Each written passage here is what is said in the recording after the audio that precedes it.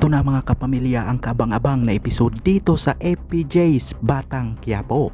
Dahil padalos-dalos na kilos si Tinding, siya din ang naging tulay ni Rigor para mahanap ang pinagtataguan nila Tanggol at Ramon. Habang dito ipinaalam ni Tinding kay Tanggol ang tungkol sa mga nasaksihan niya sa City Hall, pamamalakad ng mga gerero dahil sa lumalawak na korupsyon at madami pang mga inosente na dadamay dahil sa kagagawan ng mga gerero. At ipinakita rin ni Tinding ang nakuhang dokumento na nagmamayari ng mga bulok na ambulansya. Nagkulat rin si Tanggol na si Divina ang supplier at nakakasiguro siyang nagkakampihan na ang mga gerero at si Divina. Samantalang paparating na ang backup ng kapulisan sa paglusob nila Rigor sa kuta nila Tanggol. Nang matunugan ito ni Ponggay, dali-dali niyang tinawagan si Enteng para makapaghanda sila dahil susugod na ang mga otoridad sa kanilang lugar. Wala naman si Tanggol dahil siguradong malaking gera ang haharapin nila. Prioridad ni Tanggol ang kaligtasan ng kanyang nanay at lola habang si Ramon pinasunod niya ang kanyang papa. Pero nagmatigas ito dahil hindi ito natatakot. Paman dumating ang hanay ng kapulisan ay nakaabang na ang grupo nila Tanggol.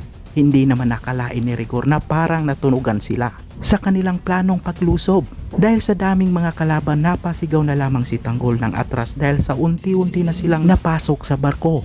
Sinabi pa ni Rigor sa kanyang mga kasamahan na huwag nila itong hayaang makalabas ng barko. Ang grupo ni Cruz ang landas ni Rigor at Tanggol habang nasa harap sina Franco at Don Julio na sinalo nila ang mga pinitawan ni Rigor. Ikinagulat na lamang ni Tanggol at emosyonal itong napasigaw sa bigat ng dinarama. Sa inyong palagay, ito na kaya ang huling araw na makakasama nila si Don Julio? Kung oo, i-like at subscribe. Salamat po sa inyong panonood.